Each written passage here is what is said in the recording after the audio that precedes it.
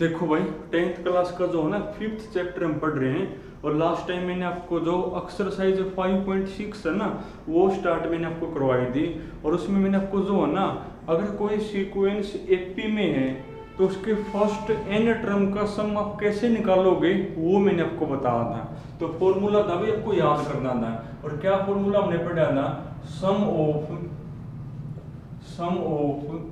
First n term, sum of first n term. पहली बात तो जो है ना, उसको आप एस एन तक लिखोगे किसी भी एपी की। तो पहले एन टर्म का सम है ना, उसको किससे लिखते हैं? एस एन तक लिखते हैं। और फॉर्मूला हमने पढ़ लिया भाई, n by two into two a plus n minus one into में कौन डी हमने पढ़े।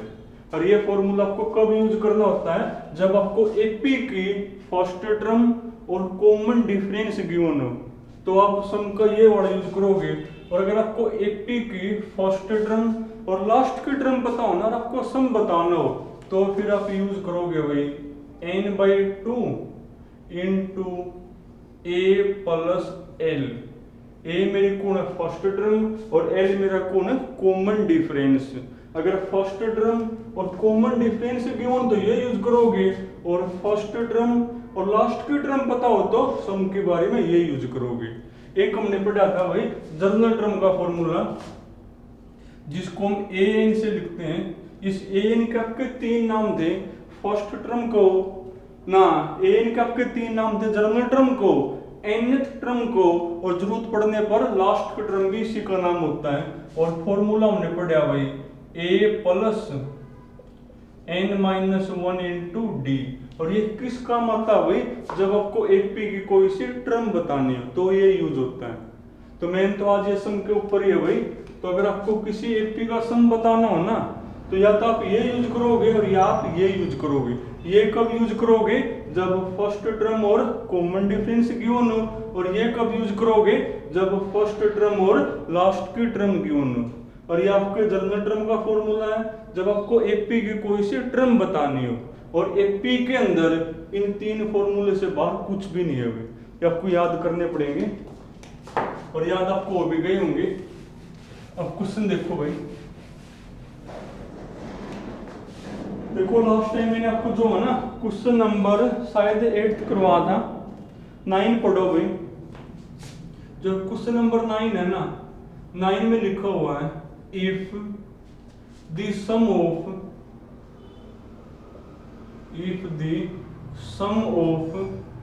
ए certain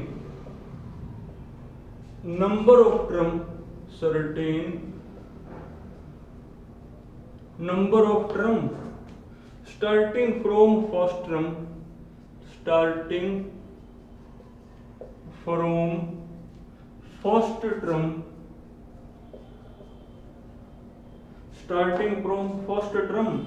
of an AP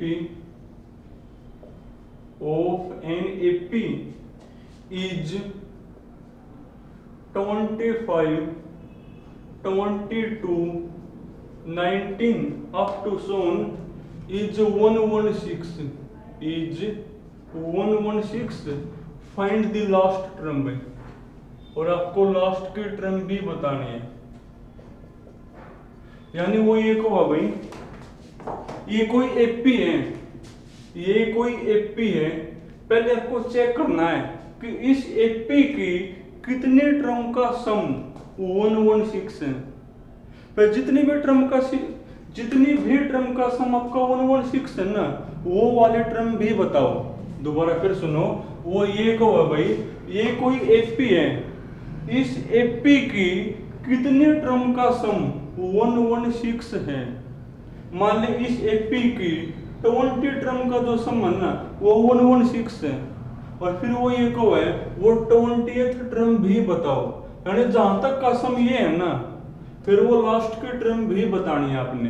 यानी पहले आपको चेक करना पड़ेगा कि इस एपी की कितनी टर्म का सम 116 है। फिर जितनी भी टर्म का सम 116 है ना, वो लास्ट वाली टर्म भी बतानी है। कि जहां तक का सम है ना तो फिर वो लास्ट की टर्म भी बताओ। तो पहले हम ये चेक करेंगे कि इस एपी की कितनी टर्म का सम 116 है। और मैथमेटिक्स के रूल हुआ है जो चीज हमने निकालनी है ना तो मान लेनी चाहिए। अब वो को है कितने टर्म का सम 116 है, हमने मान लिया कि n टर्म का सम कौन है 116, तो वहां से n आ जाएगा। तो सॉल्यूशन भी तो एपी कौन आपकी, तो एपी मेरी भाई 25 22 19 अप टू 7। ए देखो कौन है एयर, ए आपका 25, डी निकालो, डी है मेरा भाई 22 माइनस में 25 यानी माइनस का 3 बनेगा। अब हमने चेक करना है कि इस एपी की कितनी टर्म का सम 116 है, तो हमने मान लिया कि n टर्म का सम कौन है 116, तो लेट और n टर्म का सम किससे लिखोगे एसएन तो लिखोगे ना, इक्वल टू कौन है भाई 116। अब एसएन हमें भी आवा निकालना तो वहां से n आ जाएगा मेरा, तो निकालो एसएन अपना वाला कौन होगा n/2 इंटू 2a यानी 2 इंटू 25 प्लस n-1 इंटू में डी कौन है मेरा माइनस का 3 और इक्वल टू कौन है ये भाई 116 है। अब सिंप्लीफाई देखो आपको आना चाहिए करना, करो सिंप्लीफाई भाई। अगर जिसको ये नहीं आता वो दिक्कत है भाई, n/2 इंटू 2 इंटू 25 50 या माइनस का 3 करो अंदर मल्टीप्लाई, तो माइनस का 3n और माइनस का 3 इंटू -1 प्लस का 3 बनेगा भाई, इक्वल टू कौन है ये 116 है मेरा। अब करना ये माइनस एक बार, n/2 इंटू 50 प्लस में 3 यानी 53 माइनस में 3n इक्वल टू कौन 116। देखो सिंपलीफाई आपको आना चाहिए करना भाई। उसके बाद अब क्या करोगे, इस 2 की तो क्रॉस मल्टीप्लाई कर दोगे और ये n अंदर ले जाओगे, और तो क्या कर सको करोगे तो भाई जब n को लेकर जाओगे अंदर तो 53n ये n यहाँ करो मल्टीप्लाई तो माइनस का 3n स्क्वायर और इस 2 को क्रॉस मल्टीप्लाई से यहाँ ले जाओगे, करो 2 की क्रॉस मल्टीप्लाई, 2 छक्के 12, 2 एकम 2 और 1 3, 2 एकम 2। अब ये क्वाड्रेटिक बन गई और ये में सोल्व करनी आती है। अब देखो एक्स स्क्वायर का जो कोफिशिएंट है हमेशा प्लस में रखते हैं ना या माइनस में, तो इसको ले जाओ उस साइड, ले जाओ सब कुछ उस साइड, तो ये आपका बनेगा भाई 3n स्क्वायर, चलो ऊपर लिख दूं, तो इसको लेगा मैं सारे कुछ उस साइड, तो माइनस का 3n स्क्वायर किसका हो जाएगा प्लस का 3n स्क्वायर, ये प्लस का 53n है ले जाओ उस साइड, तो माइनस का 53n और ये है आपका उस साइड पहले प्लस का है 232 और इक्वल टू इस साइड कौन बच जाएगा फिर आपका, इस साइड आपका बचेगा इक्वल टू कौन भाई 0। अब ये क्वाड्रेटिक है और क्वाड्रेटिक हमने सोल्व करने 4th चैप्टर में सीख ली भाई। अब इसको सोल्व करने का आपके पास 3 मेथड है, फैक्टर मेथड, क्वाड्रेटिक फॉर्मूला और स्क्वायर कंप्लीशन मेथड, पर हम फैक्टर से ही करेंगे भाई। अब फैक्टर से इसको सोल्व कैसे करते हैं, जो n स्क्वायर का कोफिशिएंट है और जो कांस्टेंट है उसको आपस में करते हैं मल्टीप्लाई, करना एक बार मल्टीप्लाई, 3 दूनी 6, 3 तिया 9 और 3 दूनी 6 बनेगा ना, यानी 696 हो गया। अब जो 696 है ना इसके आपको 2 हिस्से करने होते हैं और वो 2 हिस्से इस तरीके से करने होते हैं जिनको जोड़ने पे या माइनस करने पे ये 53 आता हो। हर तरीका यही होता हुआ अगर आपने कोई क्वाड्रेटिक फैक्टर से सोल्व करनी हो फैक्टर मेथड से, तो कांस्टेंट की और n स्क्वायर के कोफिशिएंट के आपस में करोगे मल्टीप्लाई, वो ये कर दी। अब इसके 2 हिस्से करने होते हैं ना और 2 हिस्से इस तरीके से करने होते हैं जिनको जोड़ने पे या घटाने पे ये आता हो। अब नंबर बड़ा आना तो सीधे आप 2 हिस्से नहीं कर पाओगे, तो मैंने आपको क्या सिखा रखा है भाई, इस तरीके से इसके फैक्टर बना लोगे, आपको पता लग जाए 2 हिस्से वो कौन से होंगे। तो 2 से काटो इसको, 2 तिया 6, 2 चौके 8, 2 8 16, फिर 2 से हुई 2 एकम 2, 2 से 14, 2 चौके 8, फिर 2 से 2 8 16, 2 से 14, अब 2 से तो नहीं कटेगा भाई, 3 से कटेगा, 3 दूनी 6, 3 नीम 27। अब तो प्राइम नंबर आ गया ना, तो सीधा 29 से ही कटेगा, 29 एकम 29। अब इनमें से वो वाले इकट्ठे कर लो जिनको जोड़ने पे या घटाने पे 53 आता हो। देखो ये आपको आना चाहिए भाई। जैसे मान लो 2 दूनी 4, 4 दूनी 8, 8 तिया 24। इस चीज को और इसको इकट्ठा करूं 24 और ये 29, 29 गुणा में 24। देखो यही आना है ना, 29 गुणा में 24 आपका यही आना है। अब चेक कर लो इनको जोड़ने पे या माइनस करने पे ये वाली चीज आती है कि नहीं आती है। 53 है ना, देखो जोड़ना पा जाएगा क्योंकि 9 और 4 13, 2 और 2 4 1 5, तो बन गई बात। मान लो इससे बात नहीं बनती तो फिर ये 2 और ये 3 लेके देखा, इससे भी नहीं बनती, फिर कब तक ये 2 ये 3 लेके बन जाती। तो जब नंबर बड़ा हो ना तो सीधा आप नहीं बता पाओगे कि इसके 2 हिस्से कौन से होंगे, तो आप ऐसे बना लोगे और फिर चेक करोगे कि कौन से पार्ट लेके बनेगा। जैसे अब की बार बात इस और इससे बन गई मेरी कि ये 24 या 29।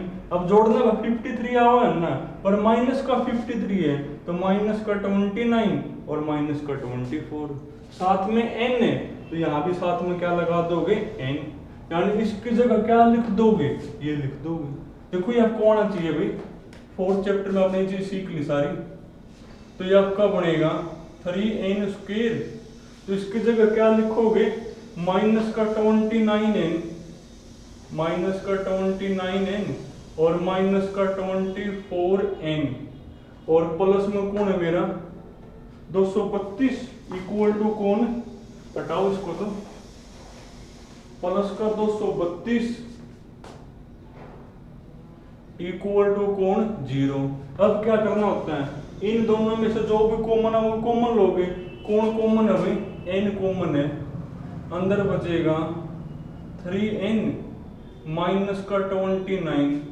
अब यहां से जो है ना ऐसी चीज बाहर लोगे कि सेम टू सेम ये ब्रैकेट बचे।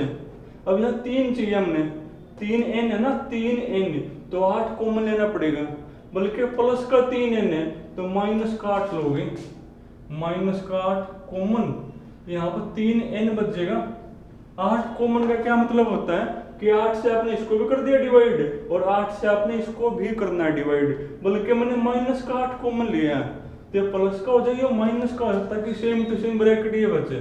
करो इसको 8 से डिवाइड, 8 दूनी 16 और 7 8 निम, सेम टू सेम ये ब्रैकेट बचनी चाहिए, ऐसी चीज बाहर नहीं होती, इक्वल टू 0।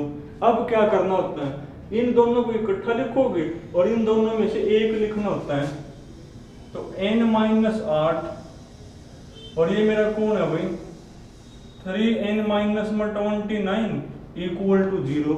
अब दो नंबर के मल्टीप्लाई 0 है, या तो ये 0 होगा या ये 0 होगा, या तो n माइनस 8 इक्वल टू 0 होगा या फिर 3n माइनस में 29 इक्वल टू 0 होगा।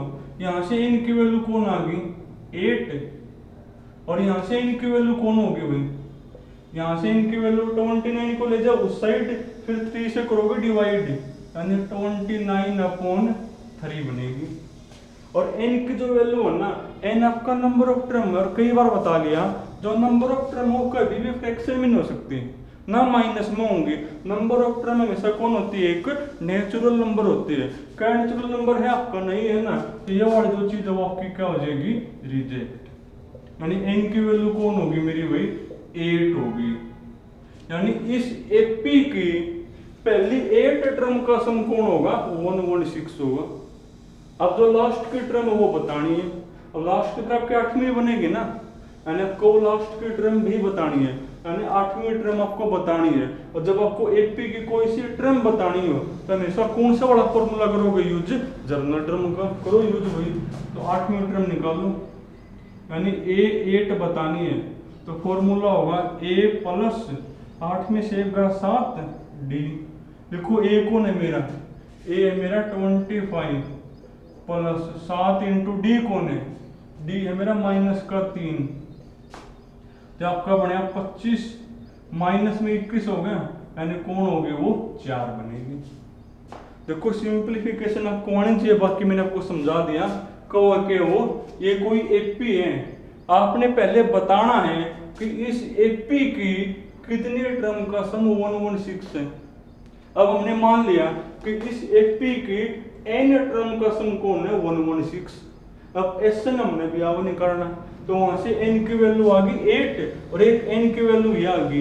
एन की वैल्यू हमेशा कौन होगी, एक नेचुरल नंबर होती है, ये आपकी रिजेक्ट हो जाएगी, तो एन की वैल्यू होगी 8। यानी इस एपी की पहली 8 टर्म का सम कौन है 116 है। अब लास्ट की टर्म तो फिर 8वीं बनेगी लास्ट की, फिर अपनी तो 8वीं टर्म भी बतानी है, और जब आपने कोई टर्म बतानी हो तो ये करोगे यूज।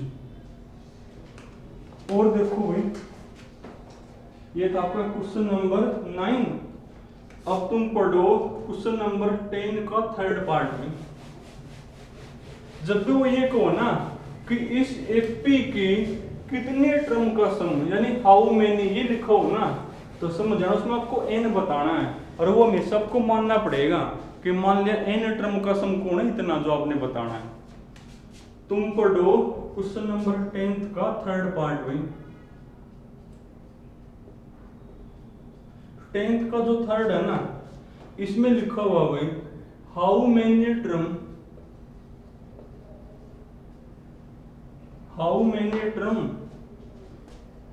ऑफ द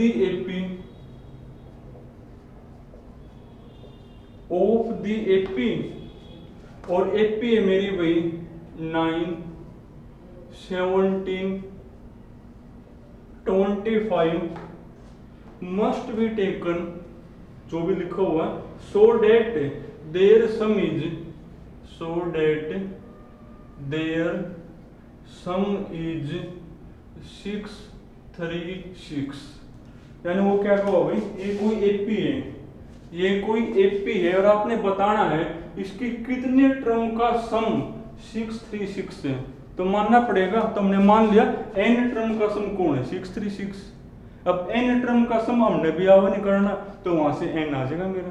जैसे आप ये बात पढ़ो ना हाउ मेनी टर्म, यानी समझो ना एन निकालना आपने, तो लिखो भी तो भाई पेपर में कैसे लिखोगे सॉल्यूशन। तो एपी कौन है मेरी भाई, गिवन एपी इज, तो एपी है मेरी भाई 9 17 25 अप टू 7। देखो ए कौन इसमें भाई, ए है मेरा 9, डी कौन है, डी निकालो कॉमन डिफरेंस, सेकंड माइनस में फर्स्ट, 17 माइनस में 9 8 बनेगा। अब आपने बताना है कि कितने टर्म का सम 636 है, तो हमने क्या मान लिया कि एन टर्म का सम कौन है भाई 636 है, और एन टर्म का सम किसे लिखते हैं एसएन से। अब जो एसएन है ना वो हमें भी आता निकालना, निकालो एसएन का फॉर्मूला। एसएन का फॉर्मूला भाई n/2 इंटू 2a, ए है मेरा 9 प्लस n-1 इंटू में डी कौन है 8 है ना, इक्वल टू कौन है 636। अब सिंप्लीफिकेशन देखो आपको आनी चाहिए, करो सिंप्लीफाई में, तो ये आपका बनेगा n/2 into 2 into 9 18 plus 8n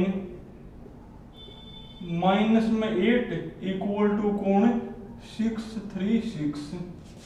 तो ये आपका बनेगा भाई n/2 इंटू 18 में 8 गया 10 प्लस 8n इक्वल टू कौन 636 होगा।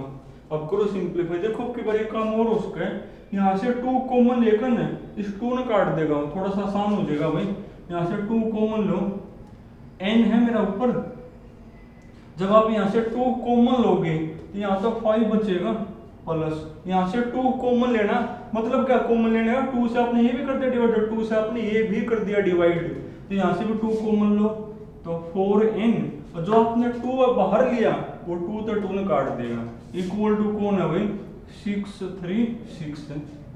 अब n को करो अंदर मल्टीप्लाई, देखो क्या बनेगा, तो ये 5n, ये आपका बनेगा 5n प्लस 4n स्क्वायर होगा ना, प्लस में कौन 4n स्क्वायर इक्वल टू कौन है भाई 636 मेरा ये।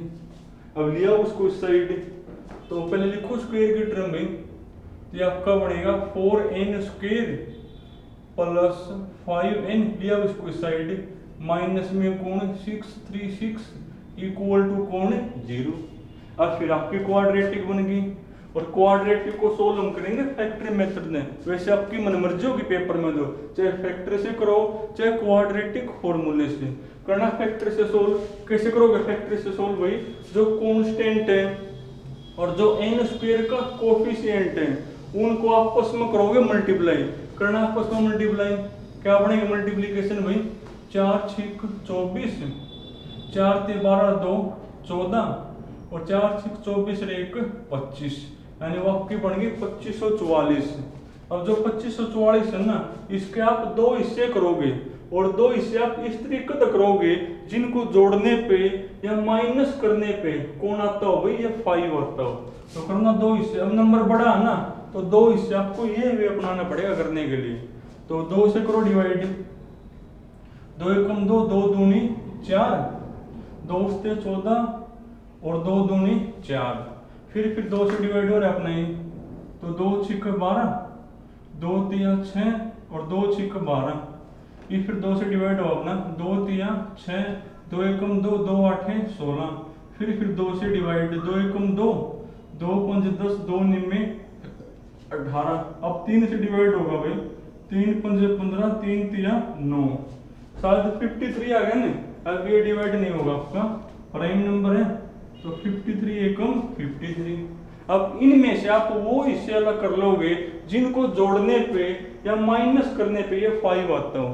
देखो शायद इससे बात बन जाएगी, 2 दूनी 4, 4 दूनी 8, 8 दूनी 16, 16 तिये 48, इनको अलग कर लो और 53 अलग कर लो, यानी 53 इंटू में कौन 48, मल्टीप्लाई करके यही आओगी। और देखो माइनस करके देखो, 53 में से 48 गया तो 5 आ गया ना। अब प्लस का 5 चाहिए, तो प्लस का लोगे 53 और माइनस का लोगे 48। अब साथ में n है तो तुम भी साथ में n लिख दोगे, यानी इसमें जहां पर ये 5n है ना वहां पर ये लिखोगे, तो ये आपका बनेगा भाई, तो 4n square, 4n square plus जहां पर 5n है वहां पर क्या लिखोगे 53n, 53n माइनस में 48n और माइनस में कौन है ये 636 इक्वल टू कौन है 0। अब क्या करना होता है, पहले दो टर्म में से कॉमन लोगे, जो आपको साफ साफ नजर आओ वही कॉमन लोगे। तो देखो यहां से तो n कॉमन आओ मेरा, तो n कॉमन लो भाई, तो अंदर बचेगा आपका 4n प्लस में कौन 53। अब यहां से ऐसी चीज बाहर लोगे कि सेम टू सेम ये ब्रैकेट बचे। अब आपको यहाँ पर 4n चाहिए तो 12 लेना पड़ेगा कॉमन, क्योंकि 12 चौक 48, बल्कि 12 नहीं माइनस का 12 लो ताकि प्लस के बच दोनों। ऐसी चीज बाहर लेनी है कि सेम टू सेम ये ब्रैकेट बचा अपने, तो माइनस का 12 लेना पड़ेगा, माइनस का 12, तो यहाँ पर तो 4n बचेगा और माइनस तो कॉमन ले ली तो प्लस, और मतलब क्या 12 बाहर लेने का कि 12 से आपने ये भी कर दिया डिवाइड और 12 से आपने इसको भी कर दिया डिवाइड, करो इसको 12 से डिवाइड तो पक्की बात है 53 आ जाएगा आपका भाई इक्वल टू कौन 0।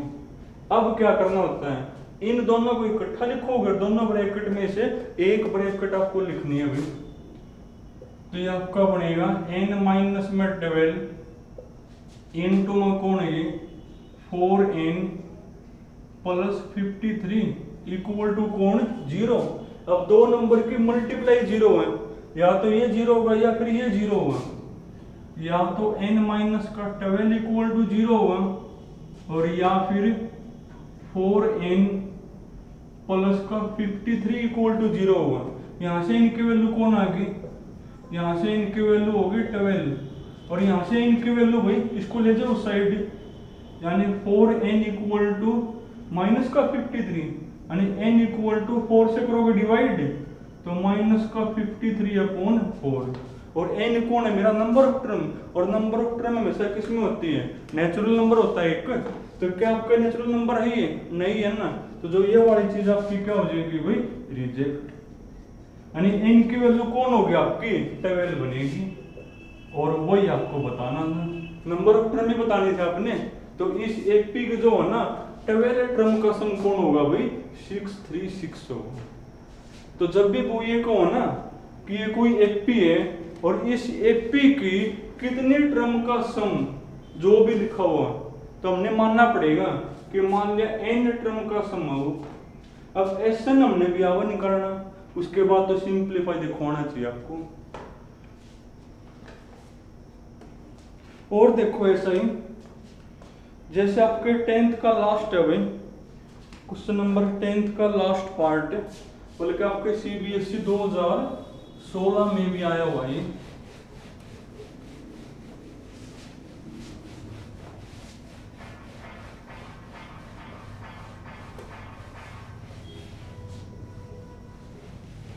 देखो भाई जो 10th का लास्ट पार्ट है ना,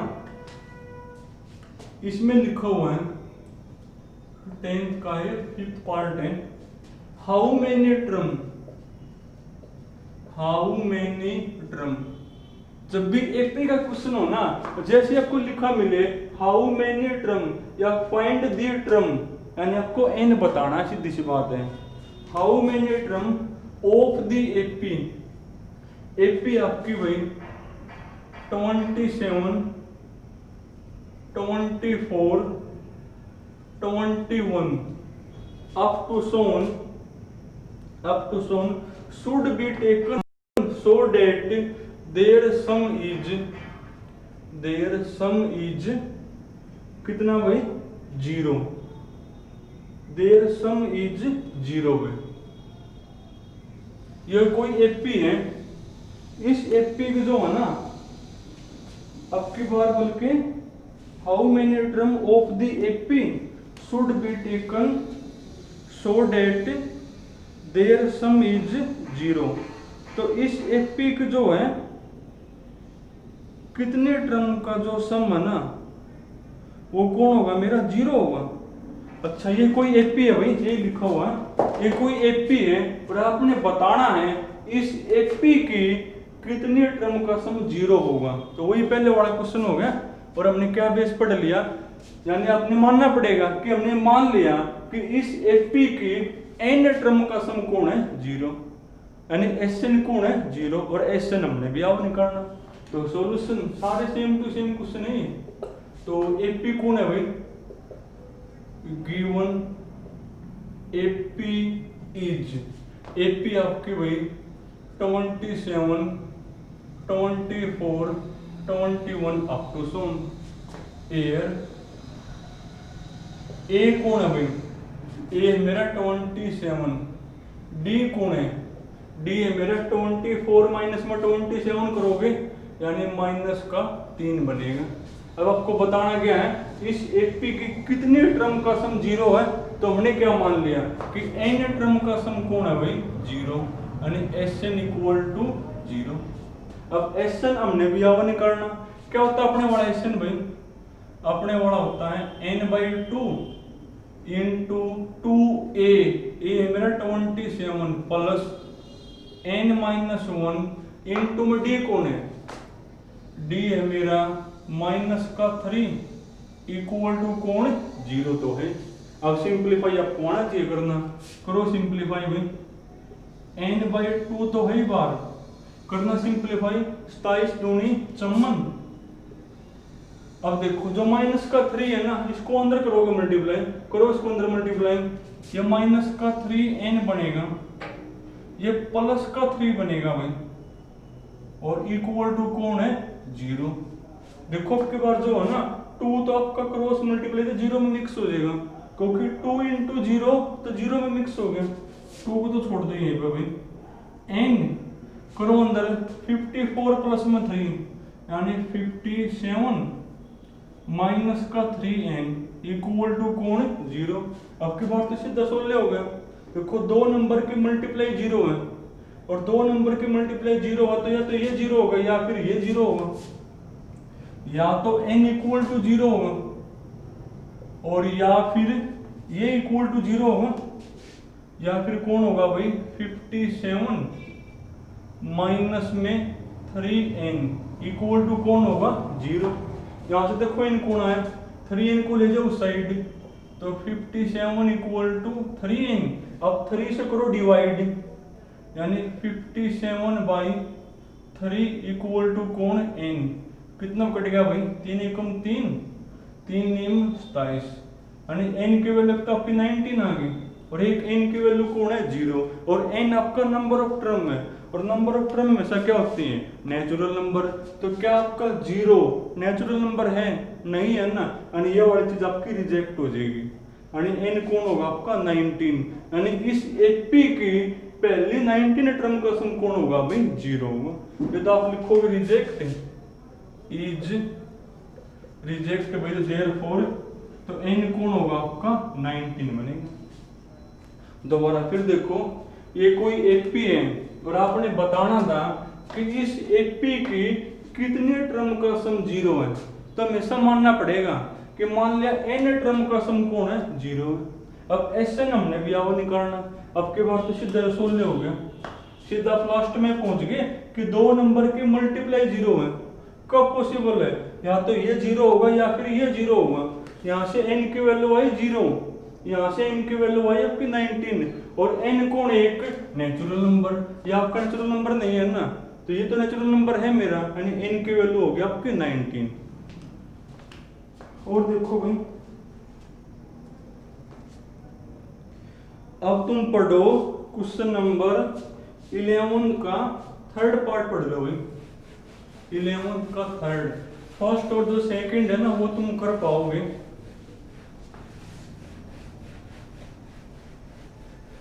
पढ़ना 11th का थर्ड पार्ट एक बार। जो 11th का थर्ड पार्ट है ना, इसमें आपने 51 टर्म का सम बताना है।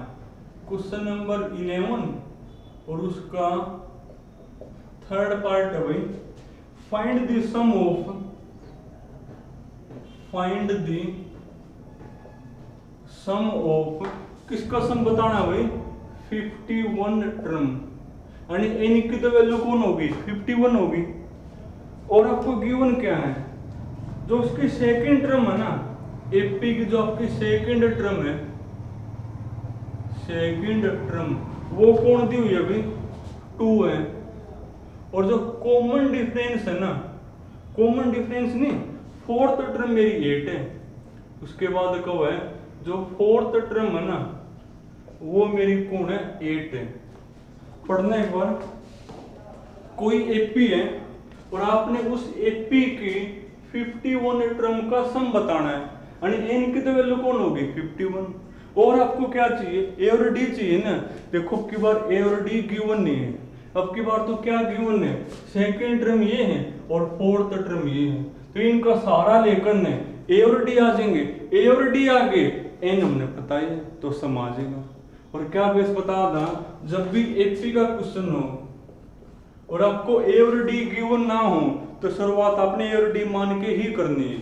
तो कहोगे लेट फर्स्ट टर्म, तो वो हमने क्या मान ली ए एंड कॉमन डिफरेंस, वो हमने क्या मान लिया भाई डी। अब ए और डी आपके दो अननोन हैं और दो अननोन को सोल्व करने के लिए दो इक्वेशन चाहिए और दो इक्वेशन को बढ़ाने के लिए दो कंडीशन। अब दो कंडीशन आपको गिवन भी हैं, दो कंडीशन कौन कौन सी गिवन है भाई। पहली कंडीशन है कि एपी की जो सेकेंड टर्म है ना वो 2 है और सेकेंड टर्म हम किसे लिखते हैं a2 से लिखते हैं भाई, वो आपकी 2 है। एंड और जो फोर्थ टर्म वो कौन है मेरी 8 है ना, फोर्थ टर्म मेरी कौन है भाई 8 है। अब देखो a2 हमने भी आवा निकालना, अपने वाला a2 कौन होगा a प्लस 1 इंटू में डी इक्वल टू कौन 2 एंड और a4 हमें भी आसान निकालना, कौन होता है a4 a plus 3d equal to कौन 8। अब दोनों को सोल्व करके कौन आ जाएंगे, ए और डी आ जाएंगे। इसको नाम दे इक्वेशन नंबर 1, इसको नाम दे इक्वेशन नंबर 2। तो करो सोल्व भाई, लिखोगे बल्कि solving equation 1 and 2 for A and D. तो करो सोल्व। तो फर्स्ट कौन है मेरी इक्वेशन, ए प्लस में डी इक्वल टू 2 है ना, और सेकंड है भाई ए प्लस 3d इक्वल टू कौन 8। कैसे करोगे सोल्व, माइनस ही कर दो क्योंकि ए से आपका कैंसिल हो जाएगा। करो माइनस, तो ए से ये मेरा कैंसिल हो गया, तो d माइनस में 3d यानी माइनस का 2d और 2 माइनस में 8। ये जो इक्वेशन सोल्व करना आपने थर्ड चैप्टर में सीख ली कि अगर मेरे पास दो वेरिएबल में दो इक्वेशन हो ना तो उनको सोल्व कैसे करते हैं। वहां पर आपने 3 मेथड पढ़े हुए हैं, सब्स्टिट्यूशन, क्रॉस मल्टीप्लिकेशन और एक शायद वो कोफिशिएंट सेम बनाने वाला होता है अपना। तो ये कोफिशिएंट आपके सेम ही थे ए और ए के, तो मैंने कर दिया माइनस, ए से ए कट गया, तो d माइनस में 3d माइनस का 2d और 2 माइनस में 8 माइनस 6। अब माइनस से माइनस काट दो, 2 से करो डिवाइड, तो d इक्वल टू 6/2 यानी 3 आ गया। अब ये d की वैल्यू फर्स्ट में लिखो या सेकंड में लिखो, a आ जाएगा। चलो फर्स्ट में कर they put the value of d in equation, first में करना, फर्स्ट में पुट a, जहां पर d है वहां पे लिखोगे 3 इक्वल टू कौन 2 यानी a इक्वल टू 3 को ले जाओ उस साइड, तो 2 माइनस में 3 माइनस 1। और एपी का क्वेश्चन हो और एक बार a और d आ जाए मेरे पास, फिर चाहे वो कुछ भी पूछे बता पाओगे। अब आपको 51 टर्म का सम बताना है, यानी आपको S51 निकालना है। और फॉर्मूला क्या होता है भाई, फॉर्मूला होता है आपका n/2, n कौन है मेरा 51/2 इंटू 2a, a कौन है भाई माइनस का 1 प्लस n-1, n मेरा 51 है ना, 51 माइनस में 1 50 इंटू में d कौन है, d है मेरा 3। अब सिंप्लीफाई आपने करना है, जो होगा ना आ जाएगा। तो कहो क्या था भाई, कोई एपी है और आपने उस एपी के जो है ना 51 टर्म का सम बताना है, यानी n तो आपका 51 हो गया। उसके बाद आपको a और d चाहिए, a और d क्वेश्चन में गिवन नहीं है पर उनके लिए कुछ कंडीशन दे रखी है जहां से a और d आ जाएंगे। एक तो कहो सेकंड टर्म 2 है, अब सेकंड टर्म हमने भी आवा निकालनी इक्वल टू 2। एक वो कहो फोर्थ टर्म मेरी 8 है, अब फोर्थ टर्म हमने भी आवा निकालनी, दोनों को करके सोल्व a और d आ गई। क्वेश्चन नंबर 12 पढ़ना भाई। 12 के जो आपके 6 पार्ट है ना, 6 के 6 पार्ट आपके लिए इंपॉर्टेंट है भाई और बिल्कुल आसान है भाई। और ऐसे ऐसे क्वेश्चन हमने पहले भी कर चुके हैं, फिर भी देखो भाई कोई सा कर लो, सारे सेम बात है। जैसे मैं आपको 12 का 5th करवा दूं भाई, क्वेश्चन नंबर 12 और इसका 5th पार्ट भी, इसमें लिखा हुआ है find the sum of,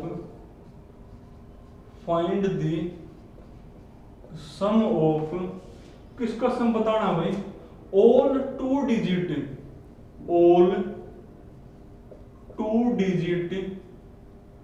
natural number divisible by 4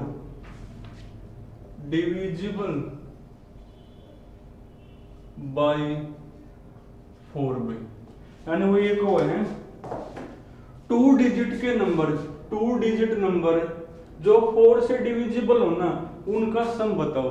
पहला क्वेश्चन तो ये है, जो 2 डिजिट नंबर है ना वो आपके कहां से कहां तक होते हैं। 2 डिजिट आपके जो नंबर है ना वो आपके होते हैं 10 से लेकर 99 तक होते हैं। 10 से लेकर 99 तक जो आपके नंबर है ना वो आपके 2 डिजिट के हैं भाई। और आपको इनमें से वो लेने हैं जो 4 से डिविजिबल हो और उनका सम बताना है। चेक करो कौन कौन है भाई। अब और मैंने क्या बेस बताया था, ऐसे क्वेश्चन में जो है ना पहले आपको सीक्वेंस बनानी पड़ती है, और वो सीक्वेंस क्या बनेगी देखो भी तो 10 के बाद कौन है जो 4 से डिविजिबल है, 12, उसके बाद 4 जोड़ते रहो अगले नंबर आते रहेंगे। तो सॉल्यूशन, तो पहले आप बनाओगे सीक्वेंस, तो सीक्वेंस इज, अब चेक करोगे तो भाई कि 10 के बाद कौन है जो 4 से डिविजिबल होगा, 12 बनेगा। इसके बाद इसमें 4 जोड़ो, नेक्स्ट आ जाएगा 16, 4 जोड़ो 20 अप टू सोन। अब दिक्कत ये है जो आपका 99 है ना, इससे पहले कौन है जो 4 से डिविजिबल है, मान आपको पता नहीं था कौन है, तो आप जो है ना 99 को 4 से कर लोगे डिवाइड, पता लग जाएगा कौन है जो 99 तक पहले 4 से डिविजिबल है। करना है वो डिवाइड, 4 दूनी 8, 1 4 चौके 16, तो रिमाइंडर आपका कौन बचेगा भाई 3। जो आपका रिमाइंडर बचा ना उसको इसमें से कर दियो माइनस। अब 99 माइनस में 3 कितना बनेगा भाई 96 बनेगा नहीं, और 99 से पहले कौन जो 4 से डिविजिबल है वो 96 बनेगा आपका 96। तो जब भी ऐसा कोई क्वेश्चन दिया हो ना तो पहले आपको सीक्वेंस बनानी पड़ेगी। अब कहो कि वो 2 डिजिट नंबर, पहले बात तो जो 2 डिजिट के नंबर है ना वो आपके 10 से लेकर कहां तक होते हैं 99। अब इनमें से आपको उनका सम चाहिए जो 4 से डिविजिबल हो, तो आप पहले लिखोगे कौन कौन है वो। अब 10 के बाद कौन है 12, उसके बाद 16, उसके बाद 20। अब दिक्कत क्या थी कि इससे पहले कौन है, तो आप इसको 4 से करोगे डिवाइड, जो रिमाइंडर बचे ना उसको कर दियो माइनस, वही होगा। अब आपको 3 चीज चाहिए ए, डी और एन। देखो ए तो है मेरा एयर, अब आपको इनका सम बताना है ना तो 3 चीज चाहिए भाई।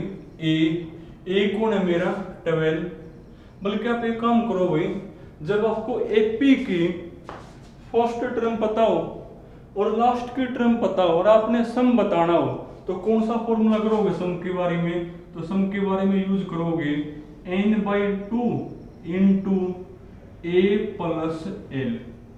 पर n तो आपको चाहिएगा ना, n तो आपको इसमें भी चाहिएगा। अब देखो एक बार n आपको निकालना पड़ेगा। वैसे d कौन इसमें, d आपका 16 माइनस में 12 4 बनेगा। अब कहो कि आपको इस एपी का सम बताना है तो आपको 3 चीज चाहिए a, n और d। अब की बार देखो n नहीं है तो n आप कैसे निकालोगे, इसके लास्ट टर्म कौन है भाई 96, और जरूरत पड़ने पर जो आपकी an है ना, an का नाम भी कौन होता है लास्ट टर्म, यानी an इक्वल टू कौन 96, तो यहाँ से n आ जाएगा मेरे। अब an हमने भी आओ निकालना, तो an कौन होता है a plus n-1 into d equal to कौन 96। लिखो भी वैल्यू, a कौन है मेरा 12 प्लस n-1, d कौन है मेरा 4 है ना, इक्वल टू कौन 96। करना सोल्व एक बार, तो 12 प्लस करो अंदर मल्टीप्लाई 4n माइनस में 4 इक्वल टू कौन 96। तो 12 में से 4 गया 8 प्लस में कौन 4n इक्वल टू कौन 96 है ना। 8 को ले जाओ साइड, क्या बनेगा, तो 4n इक्वल टू 96 माइनस में 8 88 बनेगा, और 4 से करो डिवाइड, तो 88 बटे में 4 यानी कौन आ गया भाई 22 आ गया, यानी n की वैल्यू कौन है मेरी 22 आई। अब आपने 22 टर्म का सम बताना है, निकालो फिर सम क्या हुआ, तो नाउ S22, तो फॉर्मूला 22/2 इनटू क्या बेस बता दिया भाई, जब आपको एपी की फर्स्ट टर्म पता हो तो लास्ट की टर्म पता हो तो आप सम के बारे में वो करो चाहे यूज, डी भी पता ना हमने इसमें, तो डी भी पता है, पर आप ये भी कर सको यूज कि n/2 into a plus l, ए है मेरा 12 और लास्ट की कौन है भाई 96, यानी आपका बनेगा 11 गुणा में करना एक बार सोल्व, 6 2 8 और 9 और 1, अब ये कर दियो मल्टीप्लाई, जो भी होगा वही आपका कौन होगा भाई आंसर हो जाएगा। तो कहो कि जो 2 डिजिट के नंबर 4 से डिविजिबल है ना उनका सम बताओ। ऐसे क्वेश्चन में पहले आपको सीक्वेंस बनानी पड़ेगी। अब सीक्वेंस आप कैसे बनाओगे, अब 2 डिजिट के नंबर मेरे होते हैं 10 से लेकर 99 तक। अब इनमें से वो ले लो जो 4 से डिविजिबल है। अब 10 के बाद कौन होगा 12, उसके बाद 16। अब दिक्कत आ गई थी कि इससे पहले कौन है, तो इसको 4 से कर लो डिवाइड, जो रिमाइंडर बचा ना वो कर दियो माइनस, वही होगा। अब आपको इस एपी का सम बताना है। अब सम तो आप तभी बता पाओगे ना जब आपके पास ए डी और एन होगा। देखो ए भी है, डी भी हमने निकाल लिया, एन नहीं है, तो एन कैसे निकालोगे, देखो इसके लास्ट टर्म 96 है और अपने वाली लास्ट टर्म कौन होती है ए एन, और ए एन हमने भी आओ निकालना, तो वहां से एन आ गया, मेरा एन आ गया। ए और डी पहले ही पता दो सम आ जाएगा। और देखो भाई जैसे आपके लास्ट का पार्ट है भाई, इसी का लास्ट पार्ट लास्ट है आज का, जिसका लास्ट का पार्ट है ना, इसके लास्ट के पार्ट में लिखा हुआ भाई first 8 multiple of 3 find the sum of first 8 multiple of 3 भाई, कि जो 8 के जो फर्स्ट 8 मल्टीपल ऑफ 3, 3 के जो पहले 8 मल्टीपल है ना उनका सम बताओ। पहली बात तो 3 के मल्टीपल होते कौन है, जब आप 3 की गुणा करते हो ना, 3 का पैड़ा जब आप काउंट करते हो तो वो सारे 3 के मल्टीपल ही होते हैं। जैसे 3, उसके बाद 6, फिर 9 12, ये मेरे कौन है 3 के मल्टीपल हैं। और आपने पहले 8 का सम बताना है, पहले 8 तक का सम, तो पहले आप बनाओगे सीक्वेंस। तो सॉल्यूशन तो क्या कहो भाई, 3 के जो पहले 8 मल्टीपल है ना उनका सम निकालो। तो देखो भी दो भाई, तो पहले आप बनाओगे सीक्वेंस। तो सीक्वेंस आपकी क्या बनेगी, देखो भी तो 3 लिखो, 3 के मल्टीपल, अरे 3 के मल्टीपल 3 का पैड़ा लिखना आपने, 3 के बाद कौन 6 9 12, और कहां तक, पहले 8 टर्म तक जाना है, अप टू 8 टर्म, क्योंकि जो सम है ना वो पहले 8 टर्म का बताना है। 3 के मल्टीपल पहले 8 तक जाना है, तो इनकी तो वैल्यू कौन हो जाएगी मेरी 8 ही हो जाएगी। ए कौन है 3, डी कौन है सेकंड माइनस फर्स्ट, तो लिखोगे एयर, ए कौन आपका वही 3 है, डी कौन है, डी है मेरा 6 माइनस में 3 बनेगा। तो पहले 8 का सम बताना है ना, तो नाउ S8 में तो क्या बनेगा, पहले 8 टर्म का सम 8/2 इंटू 2a, a है मेरा 3 प्लस n-1, 8 में देगा 7 और d है मेरा 3 में। करना सिंप्लीफाई, तो आपका बनेगा 8/2 6 प्लस में कौन 21, काटो इसको 4 इंटू कितना हो गया ये 6 1 7 27 में, और 27 चौक 4 से 28, 4 दूनी 8 और 2 10 यानी 108 बनेगा। जब भी इस टाइप का कोई भी क्वेश्चन हो पहले हमेशा सीक्वेंस बनानी पड़ेगी। अब 3 के मल्टीपल, अब जिसको नहीं बेरा हुआ 3 का मल्टीपल होगा कौन, देखो वो तो नहीं कर पाओगा। 3 का मल्टीपल यानी 3 का पैड़ा, और वो भी पहले 8 टर्म तक का बताना सम। तो ए हो गया, डी हो गया, एन मेरा 8 है, जहां तक का सम चाहिए वही एन होगा और सम में आता है। तो आपने आज जो है ना भाई पहले ये मान लो 12 तक आपने करने हैं भाई, पहले 12। तो चलो जो बाकी गए ना वो फिर कल करेंगे, यहाँ तक कर लिया अपने।